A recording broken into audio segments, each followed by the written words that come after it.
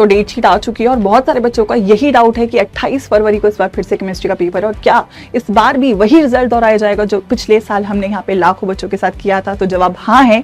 उसी सिलसिले में मैं लेकर आई हूँ सेकंड चैप्टर का गन शॉट, जो कि सबसे ज्यादा वेटेज रखता है और जिसमें सबसे ज्यादा बच्चों को डर लगता है। तो इस गन शॉट के साथ इलेक्ट्रोकेमिस्ट्री का कोई भी डाउट आपके मन में नहीं बचने वाला है। तो मेक श्योर करिएगा इसको पूरा देखें और 9 के 9 नंबर अपने कंफर्म करें। सो हाय बच्चों, welcome back to your very own channel. एक चैप्टर हम ऑलरेडी इस गन शॉट सीरीज का कर चुके हैं और बहुत ही प्यारे कमेंट्स मैंने आप सभी लोगों के पढ़े और आप लोगों के रिस्पांस को देखकर मेरा फर्ज बनता है कि मैं आप लोगों की पूरी तैयारी यहाँ पे केमिस्ट्री के लिए करवाऊं। ऑल्सो बोर्ड्स की टेंटेटिव डेट शीट भी आप सभी लोगों ने देख ली है। इस बार का सिलसिला हो सकता है लास्ट ईयर जैसा ही हो।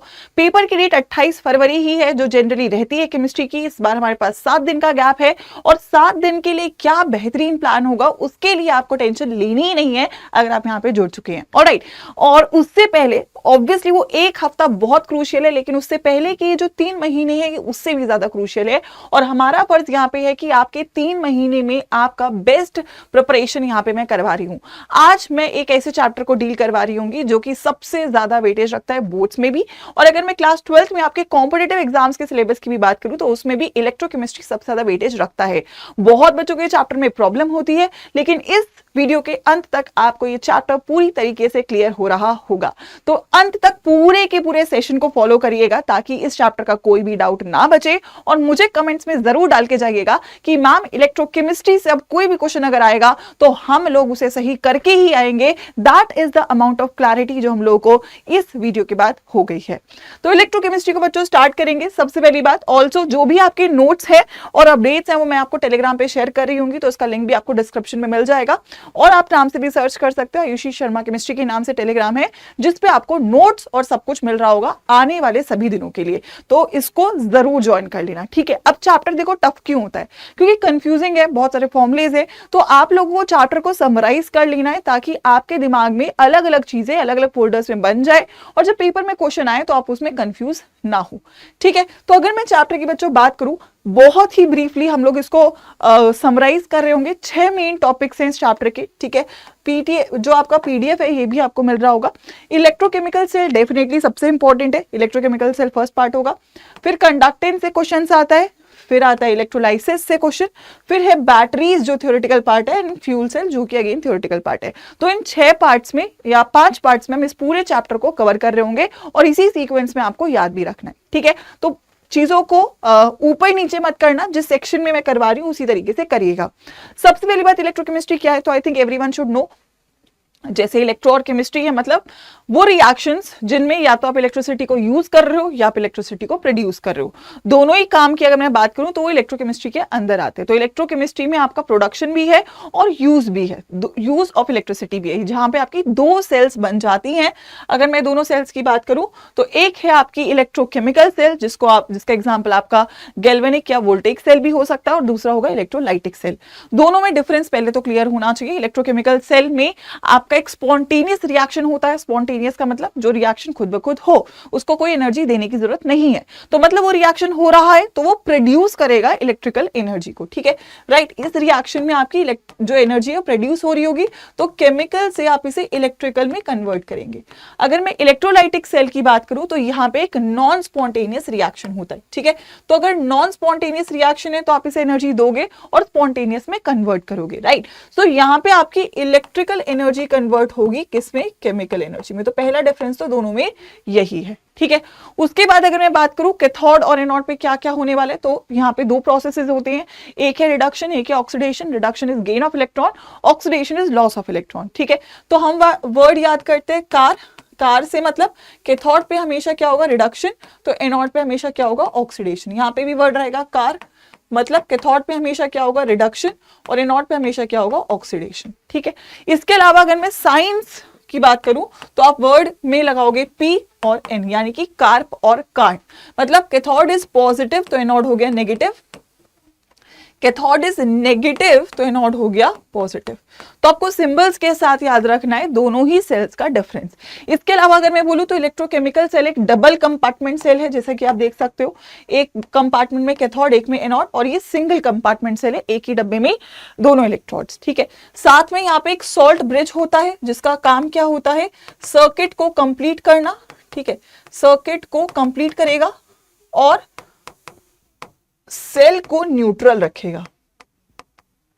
ठीक है, तो ये आप लोगों की बेसिक इंट्रोडक्शन हो जाएगा इलेक्ट्रोकेमिकल और इलेक्ट्रोलाइटिक सेल का। ठीक है, अब एक एक करके दोनों सेल्स को पढ़ेंगे। तो सबसे पहले हम पढ़ेंगे इलेक्ट्रोकेमिकल सेल को, जहां पे मेन मेरे पास 6 फॉर्मुलेस या 6 कंसेप्ट है। सबसे पहले सेल को रिप्रेजेंट कैसे करोगे, दूसरा है सेल का रिएक्शन कैसे लिखोगे, तीसरा है ई नॉट सेल को कैसे कैलकुलेट करोगे, फिर है नर्स्ट इक्वेशन जहां से क्वेश्चन आता ही है, फिर है इक्विलिब्रियम कांस्टेंट का फॉर्मूला क्या रहेगा, और लास्ट है गिब्स एनर्जी। तो आपको चैप्टर दिमाग में रखना है कि यार इलेक्ट्रोकेमिकल सेल से 6 टाइप का सवाल पूछा जा सकता है। ठीक है, सबसे पहले मैं आ जाती हूँ सेल रिप्रेजेंटेशन कैसे करनी है। ठीक है, तो अगर मैं सेल रिप्रेजेंटेशन की बच्चों बात करूं, तो सबसे पहले अगर मैं सेल रिप्रेजेंटेशन की बच्चों बात करूं, तो जैसे कि फॉर एग्जांपल मैंने लिया डेनियल सेल, आपको रिएक्शन लिखा हुआ है, तो रिएक्शन में बस आपको ये आइडेंटिफाई करना है कि आपका रिडक्शन किसका हो रहा है और ऑक्सीडेशन किसका हो रहा है ना। हम लोग हमेशा ABC से याद रखते हैं, मतलब हमेशा पहले हम एनोड लिखते हैं, फिर बीच में हम लोग ब्रिज लगाते हैं और फिर कैथोड लिखते हैं। ठीक है, अब अगर मैं बात करूं एनोड की, तो एनोड पे आपको याद रखना है हमेशा ऑक्सीडेशन होता है। तो ऑक्सीडेशन किसका हो रहा है, जिंक से जिंक 2+ में ऑक्सीडाइज हो रहा है, तो जिंक से जिंक 2+ इज ऑक्सीडेशन। और अगर मैं कैथोड पे जाऊं तो रिडक्शन होगा कॉपर 2+ से कॉपर। तो जब भी आपको सेल रिप्रेजेंट करना है हमेशा पहले ऑक्सीडेशन लिखोगे फिर रिडक्शन, यानी कि पहले एनोड और बाद में कैथोड। तो रिप्रेजेंटेशन हर एक सेल के लिए आप यही सेम रूल फॉलो करोगे। अब अगर कोई बोले कि यार रिएक्शन लिख दो, तो सेल रिएक्शन कैसे लिखना है, अगेन आपको दिख रहा है ये एनोड है ये कैथोड है, तो पहले एनोड का रिएक्शन होगा जिंक से जिंक 2+, जिंक से जिंक 2+, तो मतलब इसने 2 इलेक्ट्रॉन को लूज किया। अगर कैथोड पे जाऊं तो कॉपर 2+ से कॉपर जा रहा है, कॉपर 2+ से कॉपर जा रहा है, यानी कि कॉपर 2+ ने 2 इलेक्ट्रॉन लेके कॉपर बनाया। अब अगर आप फाइनल रिएक्शन लिखना चाहोगे तो आपको दोनों रिएक्शंस के नंबर ऑफ इलेक्ट्रॉन्स बराबर करने पड़ेंगे। ये अगर एनोड है और ये कैथोड है तो नंबर ऑफ इलेक्ट्रॉन्स दोनों में सेम ही है, तो आप फिर डायरेक्टली इनको ऐड कर दोगे। 2 से 2 कट जाएगा तो रिएक्शन आएगा zinc plus copper 2+ will give you zinc 2+ plus copper. ठीक है, ऑल्सो आप कभी कभी डायरेक्ट भी कर सकते हो। अगर मैं बोलूं यहाँ से 2 इलेक्ट्रॉन है और यहाँ पे भी 2 इलेक्ट्रॉन है, दोनों साइड अगर 2-2 इलेक्ट्रॉन है तो अगेन इक्वेशन बैलेंस्ड ही है। तो अगर आप रिएक्शन डायरेक्टली लिखोगे तो आप बोलोगे मैम जिंक जा रहा है जिंक 2+ में according to the cell, copper 2+ जा रहा है कॉपर में, तो आप लिख दोगे copper 2+ will convert to copper. तो डायरेक्टली भी लिख सकते हो, लेकिन अगर बोर्ड्स का क्वेश्चन है तो आप इसे स्टेप को खोल कर भी लिख रहे होगे। ठीक है, तो यहां से आपको दोनों चीजें आनी चाहिए, सेल रिप्रेजेंट करना भी और रिएक्शन लिखना भी। एक मेरे पास ऑक्सीडेशन हाफ सेल है, एक मेरे पास रिडक्शन हाफ सेल है, और ये मेरे पास फुल सेल है। ठीक है, तो यहां तक ये क्लियर होना चाहिए। ऑल्सो अगर मैं डेनियल सेल की बात करूं, अभी हम कैलकुलेट भी करेंगे, तो डेनियल सेल का जो ई नॉट निकल के आता है वो 1.1 वोल्ट आता है। ठीक है, अगर आपका मैं ई नॉट ऑफ सेल की बात करूं तो ई नॉट ऑफ सेल इसका 1.1 वोल्ट आता है। तो देयर आर 3 केसेस। ठीक है, अगर आप एक एक्सटर्नल पोटेंशियल लगा रहे हो सेल में, उसका खुद का 1.1 है। 3 केसेस है, एक्सटर्नल पोटेंशियल 1.1 वोल्ट से कम हो, बराबर हो या ज्यादा हो। 1.1 क्योंकि उसका खुद का है तो हम उसी से कंपेयर कर रहे हैं, अलग सेल के लिए अलग ई नॉट होगा। यहाँ पे मैं डेनियल सेल की बात करी तो डेनियल सेल का 1.1 ही होगा। तो पेपर में ये क्वेश्चन आता है कि अगर पोटेंशियल में आप चेंजेस कर रहे हो तो सेल पर क्या असर पड़ेगा। तो जब लेस देन 1.1 है तो रिएक्शन में कोई फर्क नहीं पड़ेगा, रिएक्शन जैसा चल रहा है वैसा ही चल रहा होगा। अगर आपने एक्सटर्नल पोटेंशियल 1.1 के बराबर कर दिया तो उस वक्त सेल का रिएक्शन रुक जाएगा, आपका रिएक्शन में कोई करंट नहीं फ्लो करेगा। एंड बाय चांस, जो बहुत सारी बार क्वेश्चन आया हुआ है, अगर ई एक्सटर्नल आपने 1.1 से ज्यादा कर दिया तो सेल रिएक्शन ही रिवर्स हो जाएगा और ये जो इलेक्ट्रोकेमिकल सेल है ये इलेक्ट्रोलाइटिक सेल की तरह बिहेव करने लगेगी। This is a previous year question. ठीक है, ये आपके नीट में भी आया हुआ है, ये आपके बोर्ड्स में भी आया हुआ है, तो आपको याद रखना है ये केस में जब ई एक्सटर्नल 1.1 से ज्यादा हो जाएगा तो सेल आपका रिवर्स करने लगेगा और इलेक्ट्रोलाइटिक सेल की तरह बिहेव करेगा। ठीक है, याद रखिएगा। ये ई नॉट सेल निकाला कैसे, बेसिक फॉर्मूला इसका भी है। ई नॉट सेल पहले है क्या, ये सेल का वो पोटेंशियल है जब सेल में आपने जितनी भी चीजें ली हैं उनकी कंसंट्रेशन यूनिटी हो, 1 हो। ठीक है, फॉर्मूला क्या होता है ई नॉट ऑफ सेल का, E naught of cathode minus E naught of anode, दोनों का रिडक्शन पोटेंशियल लोगे। 2 मेटल्स हैं, दोनों का रिडक्शन पोटेंशियल देखना है, कैथोड में से नॉट माइनस करना है। कैथोड वाला जनरली वो होता है जिसका रिडक्शन पोटेंशियल ज्यादा होता है, और जिसका लेस रिडक्शन पोटेंशियल होता है वो आपका एनोड बनाता है। दोनों को माइनस कर दोगे तो ई नॉट ऑफ सेल निकल कर आ जाएगा। फॉर एग्जाम्पल अगर मेरे पास जिंक और कॉपर, जो कि अभी हमने लिया भी था वो ले, तो जिंक और कॉपर में आप देखेंगे दोनों का रिडक्शन है +2 से 0, +2 से 0, ज्यादा किसका है, इसका, तो ये कैथोड बनाएगा ये नॉट। तो ई नॉट ऑफ सेल कितना होगा 0.34 माइनस ऑफ -0.76, इसको सॉल्व करोगे तो 1.1 वोल्ट, जो आपने अभी देखा, इसीलिए डेनियल सेल का ई नॉट 1.1 वोल्ट होता है। फॉर एग्जाम्पल अगर मेरे पास ये केस है तो दोनों का रिडक्शन है +2 से 0, +2 से 0, अब ज्यादा किसका है, तो माइनस में छोटी वैल्यू बड़ी होती है, तो ये कैथोड होगा और ये एनोड होगा। अब फॉर्मूला पुट करोगे तो -0.25 कैथोड माइनस ऑफ -0.76, यानी कि -0.25 प्लस 0.76, ठीक है, सॉरी 5 है ये, तो 6 में से 5 गया 1, 7 में से 2 गया 5, 0.51 वोल्ट, ठीक है। तो ई नॉट ऑफ सेल निकालना आपको आना चाहिए। कभी कभी वो तुम्हें ऑक्सीडेशन भी दे सकता है, जैसे +2 से जिंक आपको रिडक्शन दिया है, लेकिन 0 से +2 आपको ऑक्सीडेशन दिया है, तो आपको फॉर्मूले में रिडक्शन ही लेना है। तो आप क्या करोगे, ऑक्सीडेशन को रिडक्शन में कन्वर्ट करोगे तो ये होगा -0.44 वोल्ट, और ये तो ऑलरेडी -0.76 दिया है, तो आप कन्वर्ट करने के लिए साइन चेंज कर देते हो। अब देखो कैथोड कौन है, कैथोड की अगर मैं बात करूं तो ये होगा कम वाला और ये होगा एनोड। तो फॉर्मूला क्या होगा, -0.44 माइनस ऑफ -0.76, यानी कि -0.44 प्लस 0.76, 6 में से 4 गया बचा 2, 7 में से 4 गया बचा 3, 0.32 वोल्ट, कितना हो जाएगा 0.32 वोल्ट, ठीक है। सो ये आप लोगों को ई नॉट ऑफ सेल आना चाहिए कैलकुलेट करना। मैंने आपको कंसेप्ट दिया है, इसका अगेन प्रैक्टिस हम लोग स्टार्ट करेंगे जैसे ही गन शॉट्स हमारे कंप्लीट हो जाते हैं। We will also start with the practice series live, so don't worry at all. इस चैनल पे you will get complete preparation for your examination for session 205 and 26, ठीक है। तो नए हो तो सब्सक्राइब कर लेना, ठीक है। अच्छा, तो मेन बातें क्या निकल के आती है, जब भी आप पोटेंशियल निकालते हो तो आप इंडिविजुअल हाफ सेल का नहीं निकालते, मतलब कैथोड और एनोड दोनों को जोड़ के बताते हो, ठीक है। So only the difference between two half cell, उसको आप बोलते हो ईएमएफ ऑफ द सेल, वो आप निकालते हो। और जब आप ईएमएफ निकाल रहे हो तो आप हाइड्रोजन इलेक्ट्रोड को एज अ रेफरेंस इलेक्ट्रोड लेते हो, ठीक है। तो इसलिए हाइड्रोजन इलेक्ट्रोड का ई नॉट सेल कितना होता है, 1 होता है, सॉरी 0 होता है, ठीक है। तो अगर मैं हाइड्रोजन इलेक्ट्रोड की बात करूं, that is standard hydrogen electrode, तो आप इसको कैसे रिप्रेजेंट करते हो, प्लैटिनम के यहाँ पे इलेक्ट्रोड्स यूज करते हैं, हाइड्रोजन कन्वर्ट हो रहा है H+ में, पोटेंशियल इसका 0 होता है, और अगर मैं इसका रिएक्शन लिखूं तो इट विल बी H+ ने 1 इलेक्ट्रॉन लेके ½ मोल ऑफ हाइड्रोजन गैस दिया। अगर आप इसकी नर्स्ट इक्वेशन लिखोगे तो it is E naught minus 0.0591 by N log product upon reactant, है ना। तो ई नॉट आपको 0 पता है, -0.0591 है, N1 है, प्रोडक्ट में हाइड्रोजन गैस है की पावर ½ क्योंकि इसके आगे ½ लिखा है, और रिएक्टेंट में H+। अब हाइड्रोजन इलेक्ट्रोड के लिए प्रेशर भी 1 होता है, तो इट इज -0.0591 log 1/H+। तो फॉर्मूला आता है इसका E cell is equal to -0.0591 और log 1/H+ को pH बोल सकते हैं। तो ये फॉर्मूला आप यूज करते हो स्टैंडर्ड हाइड्रोजन इलेक्ट्रोड का ई सेल निकालने के लिए, तो ये माइनस में भी हो सकता है। ये आपका SHE का फॉर्मूला है जहां पे pH is -log of H+, ठीक है। तो अगर आपको H+ का कंसेंट्रेशन फॉर एग्जाम्पल 10 की पावर -3 दिया है तो pH कितना होगा, pH will be -log of 10 की पावर -3, और log 10 की पावर -3 कितना होगा, माइनस ऐसे ही रखो -3, तो pH कितना होगा 3। तो अगर आपको H+ का कंसेंट्रेशन दिया है तो आप pH निकाल सकते हो, और अगर pH दिया है तो डायरेक्टली मल्टीप्लाई कर सकते हो, ठीक है। इसके अलावा इसके बारे में और क्या बातें कही जा सकती है, प्लैटिनम इलेक्ट्रोड जो आपने यूज किया है वो आपका प्लैटिनम ब्लैक से कोटेड होता है और एसिडिक सोल्यूशन में उसे डाल दिया जाता है। हाइड्रोजन गैस जो यहाँ पे रिलीज होती है उसका एक बार प्रेशर लेके चलते हैं। तो ये सारी बातें आपके हाइड्रोजन इलेक्ट्रोड के बारे में है। ऑल्सो फॉर्मूला आपको याद रखना है -0.0591 इनटू में pH, ठीक है। अच्छा, अगर मैं मेजरमेंट कर रही हूँ इस सेल की तो जनरली H+ अगर मेरे पास ऐसा एनोड प्रेजेंट है तो अगर एनोड पे H+ है तो E नॉट ऑफ एनोड 0 हो जाएगा।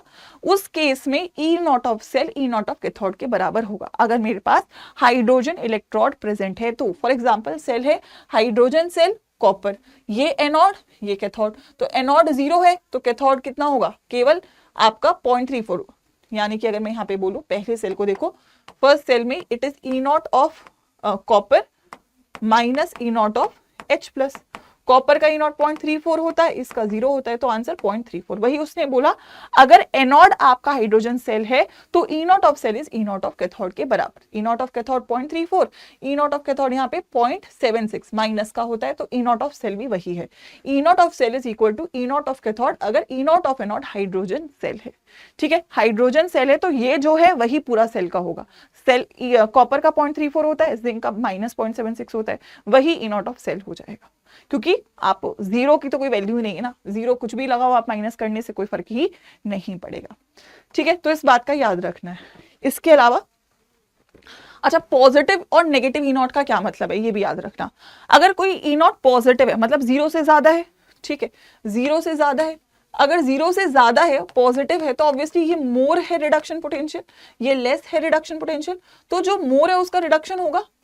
तो अगर किसी भी चीज का E0 पॉजिटिव है मतलब वो रिड्यूस होगा H प्लस से ज्यादा, क्योंकि H प्लस का तो कम ही होगा ना। तो अगर मैं कॉपर 2 प्लस और H प्लस की बात करूं तो रिडक्शन किसका होगा, कॉपर 2 प्लस और H प्लस में कॉपर का रिडक्शन होगा, ये कॉपर में कन्वर्ट होगा। क्यों? क्योंकि इसका E0 ज्यादा है, पॉजिटिव है। तो जिस भी चीज का E0 पॉजिटिव है वो H प्लस से ज्यादा जल्दी रिड्यूस होगा, क्योंकि उसका E0 H प्लस से ज्यादा है। वहीं अगर नेगेटिव में चली जाऊं तो ऑब्वियसली उसका कम है। अगर मैं E0 ऑफ H प्लस और E0 ऑफ जिंक 2 प्लस की बात करूं तो इसका 0 है और इसका -0.76 है। तो अगर इसका माइनस में है तो ये ऑक्सीडाइज होगा, तो जिसका नेगेटिव है वो ऑक्सीडाइज होता है इन कंपैरिजन टू हाइड्रोजन। अगर E0 पॉजिटिव है तो रिड्यूस होगा, E0 नेगेटिव है तो ऑक्सीडाइज होगा। सिंपल बात है, 0 प्लस माइनस, प्लस वाला रिड्यूस होगा और माइनस वाला ऑक्सीडाइज होगा, क्योंकि जिसका ज्यादा होता है उसका रिडक्शन होता है। ठीक है, तो ये भी इन्फरेंस है यहां से जो आपको मिल जाएगा। ठीक है, इसके अलावा तो अगेन जैसे जैसे E0 बढ़ रहा है रिड्यूस होगा वो, और जो चीज रिड्यूस करती है वो क्या होती है, ऑक्सीडाइजिंग एजेंट। ये भी याद रखना, ठीक है, क्योंकि नाम से उल्टा होता है। तो जैसे जैसे E0 पॉजिटिव होगा ऑक्सीडाइजिंग एजेंट का पावर बढ़ेगा। ठीक है, और अगर मैं डाउन जा रही हूं, ठीक है, अगर मैं डाउन जा रही हूं तो नीचे जाओगी तो E0 आपका नेगेटिव हो रहा है तो वो ऑक्सीडाइज होगा, और अगर ऑक्सीडाइज होगा तो रिड्यूसिंग एजेंट का पावर बढ़ेगा। जितना E0 आपका नेगेटिव है उतना स्ट्रॉन्ग वो रिड्यूसिंग एजेंट होगा। ठीक है, ये भी बात याद रखना, जितना E0 पॉजिटिव उतना स्ट्रॉन्ग ऑक्सीडाइजिंग एजेंट, जितना E0 नेगेटिव उतना स्ट्रॉन्ग रिड्यूसिंग एजेंट। ठीक है, ये दोनों बातें आपको याद रखनी है क्योंकि बहुत बार क्वेश्चन आता है। अगेन ऑल्सो हम यहाँ पे रिएक्शंस में कुछ इनर्ट इलेक्ट्रोड्स लेते हैं, तो इनर्ट इलेक्ट्रोड्स का काम क्या है, वो रिएक्शन में पार्टिसिपेट नहीं करती। तो जनरली गैसेस के केस में, क्योंकि गैस खुद तो इलेक्ट्रोड बनाएगा नहीं, तो उसके केस में हम इलेक्ट्रोड्स जैसे प्लैटिनम यूज कर लेते हैं, ताकि प्लैटिनम केवल एक सरफेस एरिया प्रोवाइड करे रिएक्शन को, वो रिएक्शन में खुद पार्टिसिपेट नहीं कर रहा होगा। ठीक है, इसके अलावा फोर्थ पार्ट रहेगा इलेक्ट्रोकेमिकल सेल में नर्स्ट इक्वेशन, जो आप लोग को पता ही है। नर्स्ट इक्वेशन का फॉर्मूला है E equals to E0 minus RT by NF ln product upon reactant का कॉन्सेंट्रेशन। और अगर आप इसे लॉग में कन्वर्ट करो तो E equals to E0 minus 2.303 RT by NF log product upon reactant का कॉन्सेंट्रेशन। और अगर आप रूम टेम्परेचर पे रिएक्शन करो दैट इज एट 298 केल्विन, तो कांस्टेंट है R, T और F, तो फॉर्मूला होगा E0 minus 0.0591 by N, N is the total number of electrons, log product upon reactant का concentration. So EMF, cell EMF निकालने के लिए आप लोग नर्स्ट इक्वेशन को यूज कर रहे होते हो। ठीक है, अगर मैं डीनियल सेल के लिए बात करूं, जैसे रिएक्शन है, अब इसका नर्स्ट इक्वेशन लिखना है, तो ई cell equals to E0, E0 इसका हमने निकाला था 1.1 आता है कैथोड माइनस एनोड करके, minus RT by N is 2, total electron 2 है, जिंक से जिंक 2 प्लस, कॉपर 2 प्लस से कॉपर, F लॉग प्रोडक्ट में एक्वा स्पीशीज का कंसेंट्रेशन लेते हो तो जिंक 2 प्लस और अपॉन में कॉपर 2 प्लस। अगर लॉग में लिखते और मैं बोलती 298 केल्विन पे है रिएक्शन जो आप जनरली लेते भी हो, तो E0 minus 0.0591 by 2 log zinc 2 plus by copper 2 plus, ये हमारा फॉर्मूला आ जाता है। ठीक है, तो ये आपको नर्स्ट इक्वेशन पे काफी सारे क्वेश्चंस हम प्रैक्टिस करेंगे, बट आपको मेनली फॉर्मूला याद रखना होगा। ठीक है, अगेन सेकेंड लास्ट फॉर्मूला है जो आपको याद रखना है, वो है इक्विलिब्रियम कांस्टेंट का। तो अगर कोई रिएक्शन इक्विलिब्रियम पे है तो आप उसके लिए इक्विलिब्रियम कांस्टेंट निकाल सकते हो। ठीक है, इक्विलिब्रियम पे ई सेल 0 हो जाता है।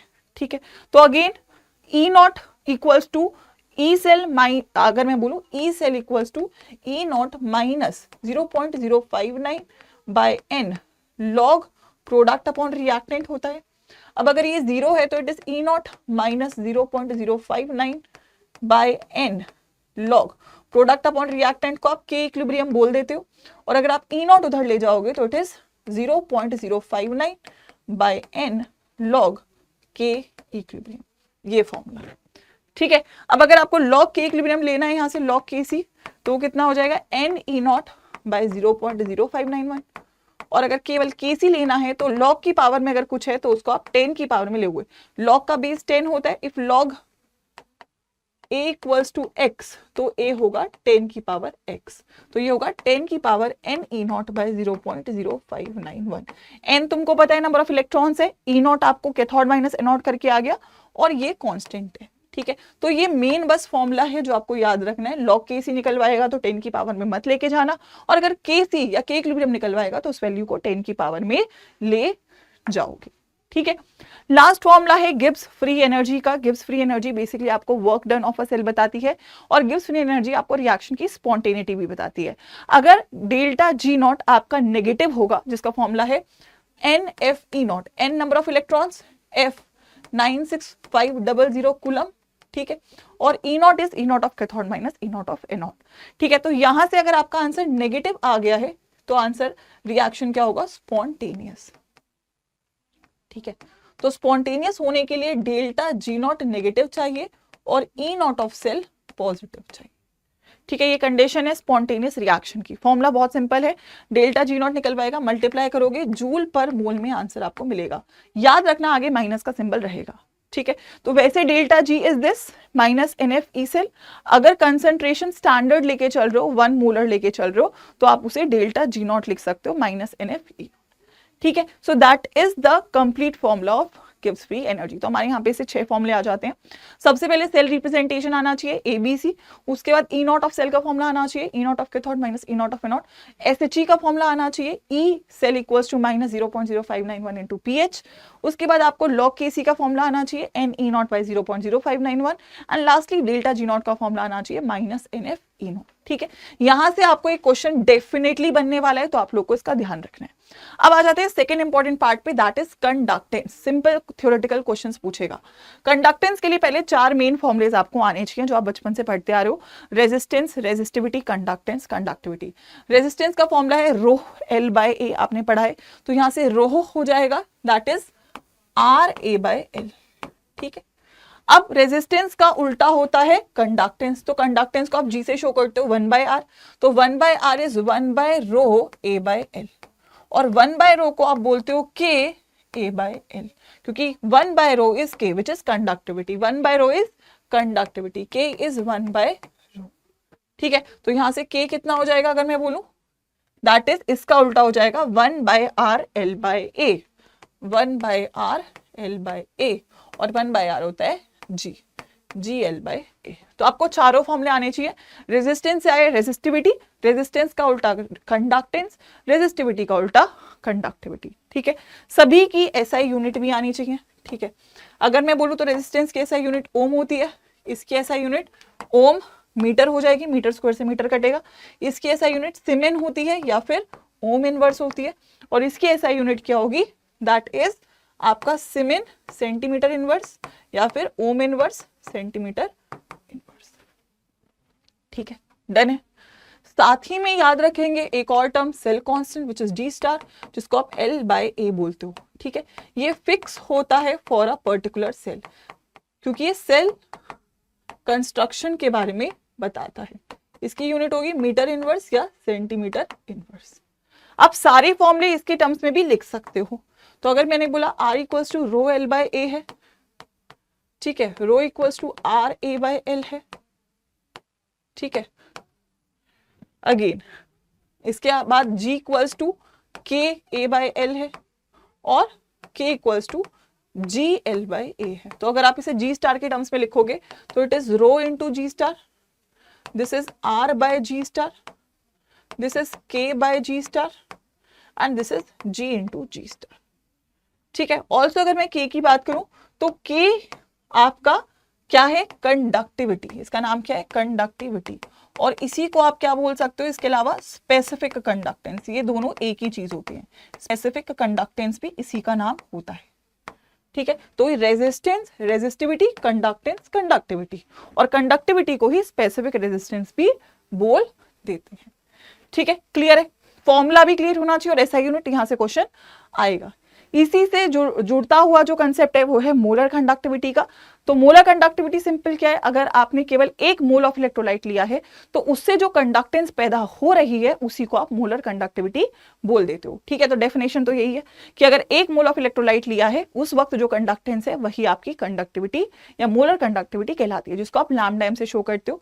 फॉर्मूला क्या है, फॉर्मूला है K इंटू 1000 बाय M या C, जो भी आपका मन करे, जहां पे M इज योर मोलैरिटी, है ना, M इज योर मोलैरिटी। ठीक है, दिस इज योर मोलैरिटी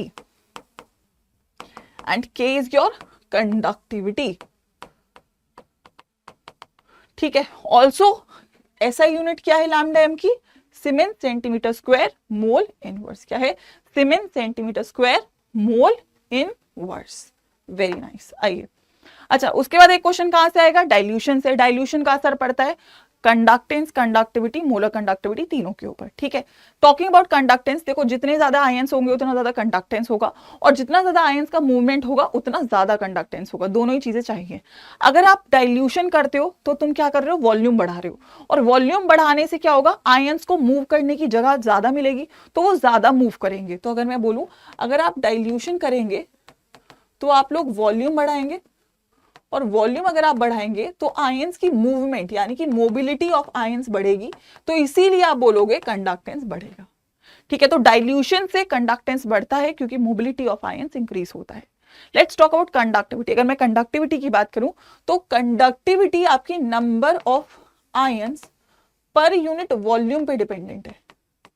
वैसे भी आप देखो तो इनवर्स हो गई ना, इनवर्सली प्रोपोर्शनल है, वॉल्यूम बढ़ाओगे तो के घटेगा ही घटेगा फिर। ठीक है, बट अगर मैं बोलूंगी जैसे फॉर एग्जांपल आपने एक आयन लिया 4 लीटर में, फिर या मैं बोलूं वॉल्यूम बढ़ा रही हूं, है ना, तो अगर मैं बोला 4 आयंस लिए 1 लीटर में, फिर 4 आयंस लिए 2 लीटर में, फिर 4 आयंस लिए 4 लीटर में, वॉल्यूम बढ़ा रहे हो आप, आयंस उतने ही हैं।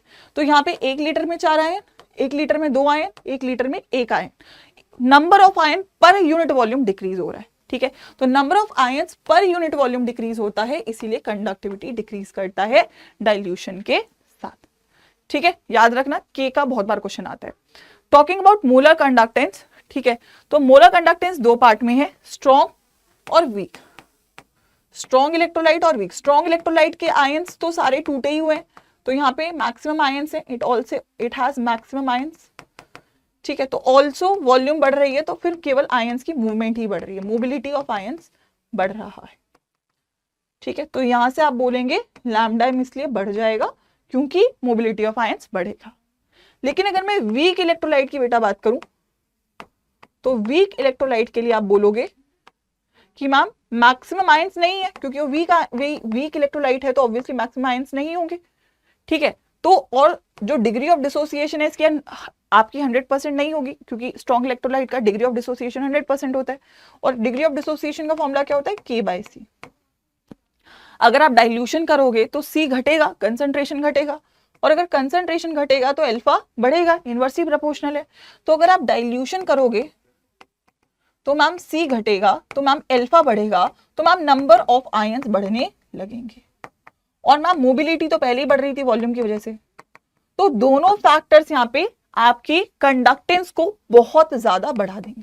तो आप वीक इलेक्ट्रोलाइट के लिए देखते हो कि आपकी डाइल्यूशन के साथ जो मोलर कंडक्टिविटी है वो बहुत ज्यादा बढ़ती है। तो रीजन क्या होगा, बिकॉज ऑफ 2 फैक्टर्स, पहला है नंबर ऑफ आयंस, दूसरा है मोबिलिटी। ठीक है, यहाँ पे केवल मोबिलिटी काम कर रही है, यहाँ पे दोनों फैक्टर्स काम कर रहे हैं। और एक बात और यहाँ से क्लियर हो जाती है कि मोलर कंडक्टिविटी बढ़ेगी ही डाइल्यूशन के साथ, that is a true fact. अब ये बढ़ेगी बढ़ेगी बढ़ेगी और एक मैक्सिमम वैल्यू रीच करेगी। तो जो मैक्सिमम वैल्यू बेटा होती है उसको बोला जाता है limiting molar conductivity. Molar conductivity की मैक्सिमम वैल्यू को बोलते हो लिमिटिंग मोलर कंडक्टिविटी। सो जब आपका डाइल्यूशन मैक्सिमम हो जाए, जिसको आप बोलते हो इनफाइनाइट डाइल्यूशन, इनफाइनाइट डाइल्यूशन में कंसंट्रेशन ऑलमोस्ट 0 हो जाती है। ठीक है, तो molar conductance when electrolyte approaches almost 0, ठीक है, अगर आपका कंसेंट्रेशन 0 होगा तो उस वक्त आपका लैम्डा नॉट m बनेगा, जिसको आप बोलते हो लिमिटिंग मोलर कंडक्टिविटी। पेपर में क्वेश्चन आएगा, इसको निकालोगे कैसे, तो इसको निकालने के 2 तरीके हैं। ग्राफ सबसे बड़ा तरीका है, ठीक है। तो अगर मैं स्ट्रॉन्ग इलेक्ट्रोलाइट की बात करूं, जैसे कि HCl, NaOH, KCl, ये स्ट्रॉन्ग इलेक्ट्रोलाइट्स हैं, ठीक है। तो यहाँ पे अगर आप देखोगे कंडक्टिविटी हमारी जो है बढ़ रही है केवल आपकी किसकी वजह से, मोबिलिटी ऑफ आयंस की वजह से। तो अगर आप इसका ग्राफ बनाओगे लैम्डा m वर्सेस कंसंट्रेशन का, तो आप देखोगे डाइल्यूशन के साथ लैम्डा m बढ़ रहा है, बढ़ रहा है, बढ़ रहा है, बढ़ रहा है, बढ़ रहा है, ठीक है। तो ये अपने एक मैक्सिमम वैल्यू पे पहुंचेगा, ठीक है। तो जो इसकी मैक्सिमम वैल्यू होगी उसी को आप क्या बोलते हो, लैम्डा नॉट m, क्योंकि कंसंट्रेशन यहाँ पे क्या हो गई, 0, ठीक है। तो अगर आप इसे ग्राफ में प्लॉट करोगे तो y equals to c plus mx का ग्राफ बनेगा। y एक्सिस पे लैम्डा m है, इंटरसेप्ट लैम्डा नॉट m है, स्लोप नेगेटिव है तो उसे कांस्टेंट a से शो कर रहे हो, और x एक्सिस पे कंसंट्रेशन है। So that is the equation, यानी कि intercept lambda m versus concentration का आपको लैम्डा नॉट m का वैल्यू दे देगा। किसके लिए, स्ट्रॉन्ग इलेक्ट्रोलाइट के लिए। किसके लिए, स्ट्रॉन्ग इलेक्ट्रोलाइट के लिए। स्ट्रेट लाइन ग्राफ आपको देखने को मिलेगा, ठीक है, राइट। इसी को आप डेबे हकल ऑनसेंगर इक्वेशन भी बोल देते हो, that is lambda equals to lambda not m minus a under root c। अगर मैं वीक इलेक्ट्रोलाइट की बेटा बात करूं, जैसे कि CH3COH, NH4OH, ठीक है, यहाँ पे आप देखोगे कि डाइल्यूशन जैसे इंक्रीज करेगा उससे अल्फा बढ़ेगा, अल्फा बढ़ेगा तो आयंस बढ़ेंगे, और यहाँ पे एक शार्प इंक्रीज देखने को मिलेगा। तो अगर आप इसका ग्राफ बनाओगे लैम्डा m वर्सेस कंसंट्रेशन का, तो यहाँ पे आप देखोगे बढ़ेगा, बढ़ेगा, बढ़ेगा, और फिर शार्प बढ़ेगा।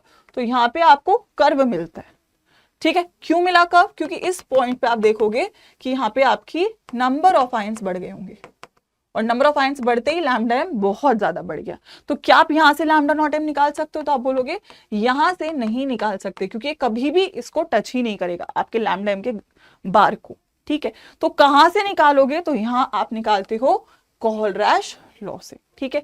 यहाँ पे लैम्डा नॉट m किससे निकलेगा, कोहलरैश लॉ से, ठीक है। तो कोहलरैश लॉ क्या कहता है, तो अगर मैं कंबाइन ग्राफ बोलूं तो जो आपका कर्व है, ठीक है, तो वो तो वीक इलेक्ट्रोलाइट का ग्राफ होगा, और जो स्ट्रेट लाइन है वो आपका स्ट्रॉन्ग इलेक्ट्रोलाइट का ग्राफ निकल कर आएगा, ठीक है। तो कोहलरैश लॉ क्या कहता है, कोहलरैश लॉ कहता है कि अगर आप किसी भी इलेक्ट्रोलाइट का लैम्डा नॉट m निकालना चाहते हो तो आप क्या करो, उसके जो इंडिपेंडेंट आयंस है उसके लैम्डा नॉट m को जोड़ दो। तो अगर फॉर एग्जांपल मेरे पास एक केटाइन और एनाइन से एक इलेक्ट्रोलाइट बड़ा होगा, तो उसके केटाइन का लैम्डा नॉट m और उसके एनाइन का लैम्डा नॉट दोनों ऐड कर दोगे तो इलेक्ट्रोलाइट का लैम्डा नॉट m मिल जाएगा। याद रखना कि ये एप्लीकेबल है at both strong and weak electrolyte, दोनों के लिए आप इस लॉ को यूज कर सकते हो, लेकिन जनरली यूज करते हो वीक के लिए, क्योंकि स्ट्रॉन्ग का तो ग्राफ से ही निकल जाता है, बट ऐसा नहीं है कि स्ट्रॉन्ग का आप इससे निकाल नहीं सकते हो, निकाल सकते हो बट जरूरत पड़ती नहीं है, ठीक है। तो जैसे फॉर एग्जांपल NaCl का लैम्डा नॉट m निकालना है, तो इट इज Na प्लस का लैम्डा नॉट Cl माइनस का, तो आपको इंडिविजुअल आयन का लैम्डा नॉट m क्वेश्चन में देगा और इलेक्ट्रोलाइट का पूछेगा, तो आपको बस प्लस माइनस करना है। BaCl2 में अगर मैं बात करूं तो आप क्या कर सकते हो, अगर आपको Cl दिया हुआ है, ठीक है, एक तरीका तो ये है कि आप lambda naught of Ba2 plus कर लो, और या फिर 2 लैम्डा नॉट ऑफ Cl नहीं, क्योंकि 2 Cl है तो 2 Cl ही लोगे, और अगर आपको 2 Cl नहीं करना तो आप Ba को आधा कर दो। इजी ये है कि जितने दिए उस हिसाब से ही कर लो। अगर AlCl3 है तो आप lambda naught of Al3 plus लोगे और 3 into lambda naught of Cl minus लोगे। अगर Al2SO4 है तो 2 lambda naught of aluminium 3 plus लोगे और 3 lambda naught of SO4 2 minus लोगे। अगर CH3COH है तो H प्लस और CH3CO नेगेटिव का लोगे। NH4OH है तो NH4 प्लस और OH नेगेटिव का लोगे। तो जो भी इसके रिस्पेक्टिव आयंस होंगे उसके लैम्डा नॉट को आप प्लस माइनस करके आपके इलेक्ट्रोलाइट का लैम्डा नॉट निकाल सकते हो। ठीक है, तो यहाँ से कंडक्टेंस के सारे इंपॉर्टेंट कंसेप्ट हमने रिवाइज कर लिए, ये आप लोग को अच्छे से आने चाहिए। Then comes the last main topic, that is your electrolytic cell and electrolysis. Electrolytic cell अभी हमने स्टार्टिंग में देखा था, इसमें एक नॉन स्पॉन्टेनियस रिएक्शन होता है, इसमें आप एक्सटर्नल वोल्टेज देते हो और आप अपनी रिएक्शन को कैरी फॉरवर्ड करवाते हो। ठीक है, तो यहाँ पे मैंने बोला था कि कैथोड पे रिडक्शन ही होगा और एनोड पे ऑक्सीडेशन ही होगा, बट कैथोड यहाँ पे नेगेटिव टर्मिनल होता है और एनोड यहाँ पे पॉजिटिव टर्मिनल होता है। तो अगर मेरे को बोलना है केटायन किस पे जाएगा, तो केटायन इस पॉजिटिव तो नेगेटिव के पास जाएगा। तो केटायन जाता है कैथोड पे, C for cation, C for cathode, और एनायन जाता है एनोड पे। ये भी याद रखना, केटायन का रिडक्शन होता है, एनायन का, ठीक है, एनायन का आपका ऑक्सीडेशन होता है। ठीक है, केटायन का रिडक्शन होता है और एनायन का ऑक्सीडेशन हो जाता है। ठीक है, राइट। तो कितना मेटल आपका डिपॉजिट हो रहा है, क्योंकि मेटल आपका रिड्यूस होकर डिपॉजिट हो रहा है इलेक्ट्रोड पे, तो कितना डिपॉजिट हो रहा है, क्वांटिटेटिव एस्पेक्ट उसका किसने बताया था, फेराडे ने बताया था। तो यहाँ पे आपकी फेराडे की दो लॉज हैं जहां से क्वेश्चन आता है। पहला है फर्स्ट लॉ। फर्स्ट लॉ कहता है कि जितना तुम उसको करंट या इलेक्ट्रिसिटी दे रहे हो, चार्ज दे रहे हो, उतना ही आपका जो मेटल है वो डिपॉजिट होगा। यानी कि उसने बोला weight of metal deposited is directly proportional to charge, और चार्ज क्या होता है, करंट इनटू टाइम के बराबर।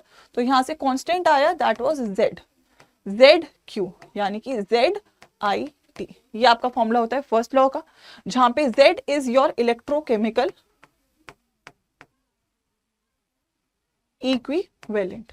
ठीक है, और इसका फॉर्मूला क्या होता है, इसका फॉर्मूला होता है वेट ऑफ योर मेटल, यानी कि मैं बोलूं molecular mass of metal upon में n, n is the charge on metal and it is into Faraday constant। ठीक है, तो अगर मैं फॉर्मूला बोलूं तो W का फॉर्मूला है ZIT और Z का फॉर्मूला है मॉलिक्यूलर मास, करंट और टाइम ऐसे ही रहेगा, अपॉन में n इनटू में 96500।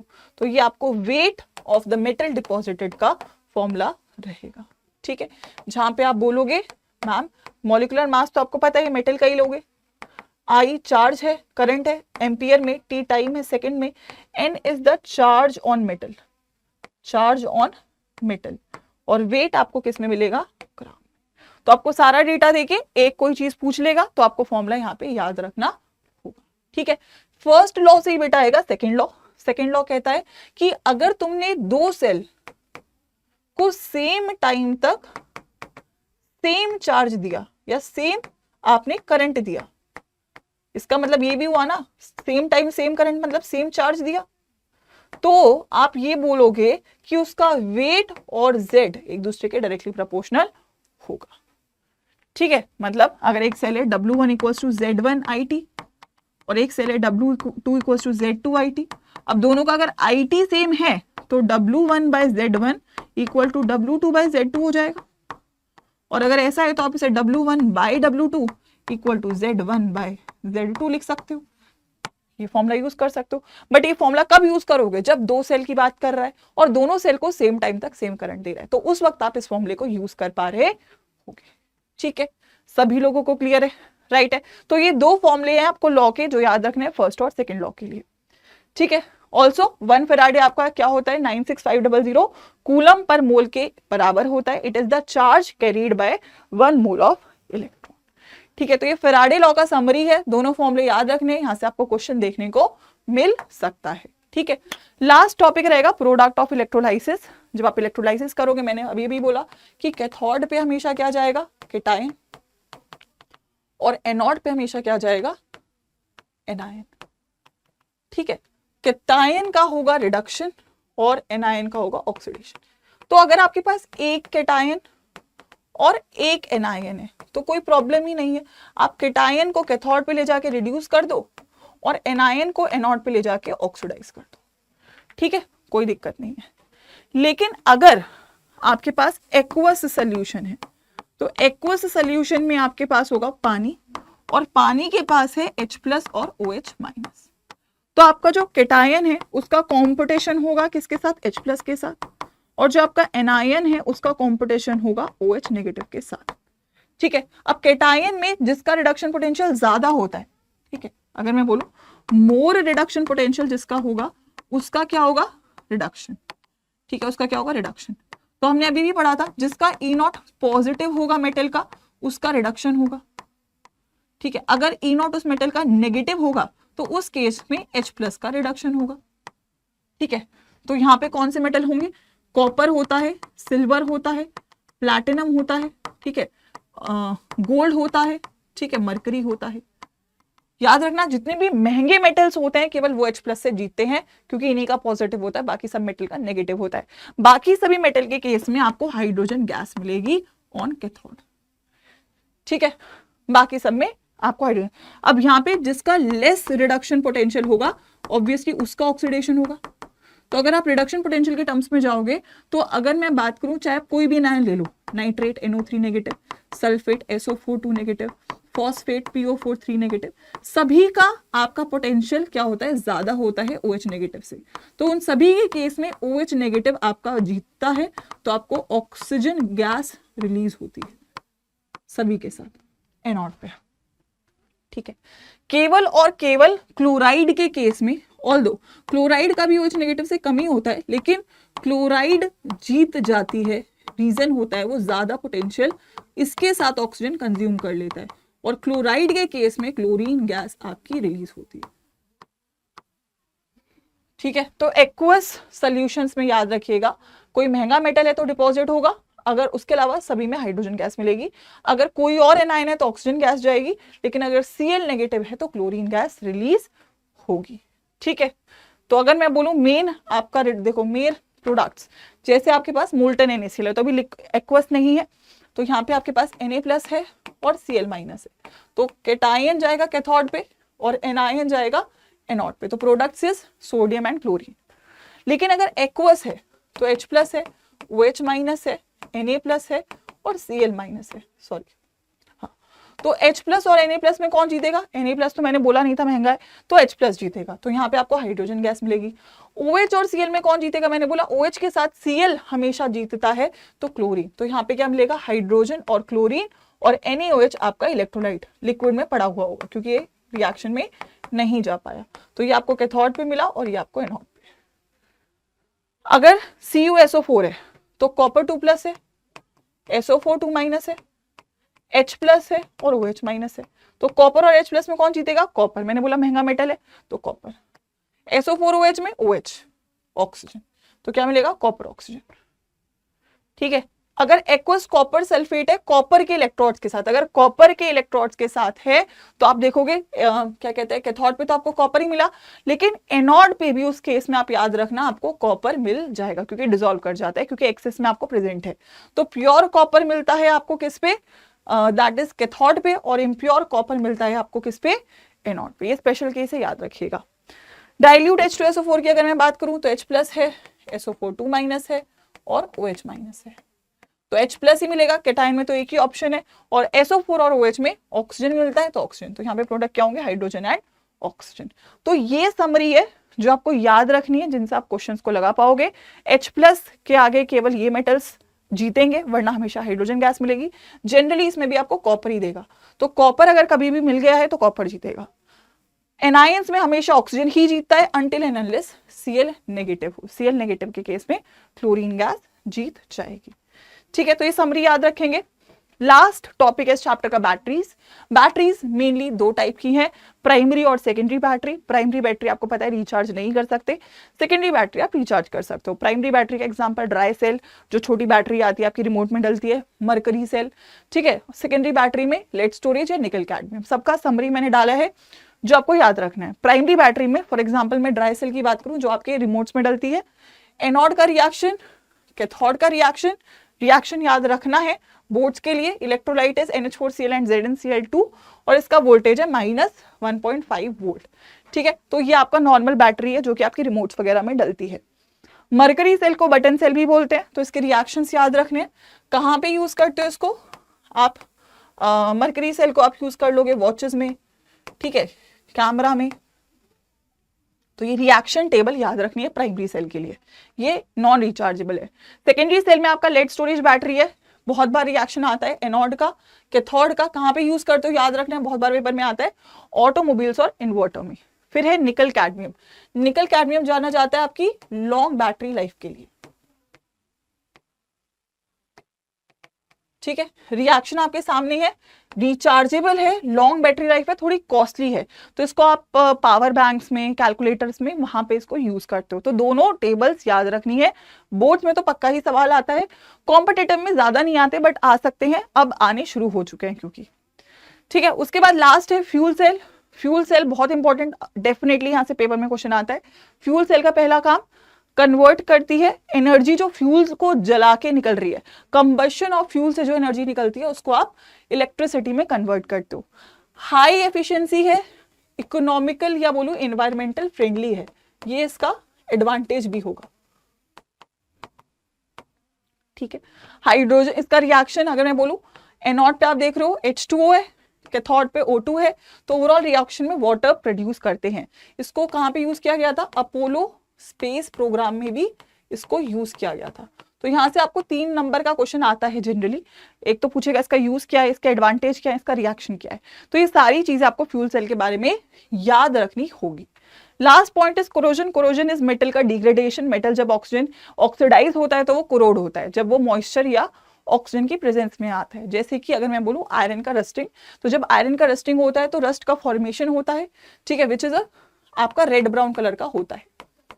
ठीक है, ऐसे अगर मैं बोलूं सिल्वर के ऊपर आप बोलोगे ब्लैक कोटिंग आ जाती है, और अगर मैं बोलूं कॉपर, कॉपर के ऊपर ग्रीन कलर का लेयर आ जाता है। तो यहाँ पे सिल्वर सल्फाइड और यहाँ पे कॉपर कार्बोनेट बन जाता है, जो कि इसका ऑक्सीडाइज्ड वर्जन होता है। ठीक है, स्पेसिफिकली अगर मैं आयरन की बात करूं तो आयरन का जब ऑक्सीडेशन होगा तो ये ऑक्सीडाइज हो जाएगा और इवेंचुअली Fe2+ आयन आपके Fe+3 आयन में ऑक्सीडाइज हो जाते हैं, जो पानी के साथ कंबाइन करके हाइड्रेटेड फेरिक ऑक्साइड बनाते हैं, जिसको रस्ट बोलते हैं।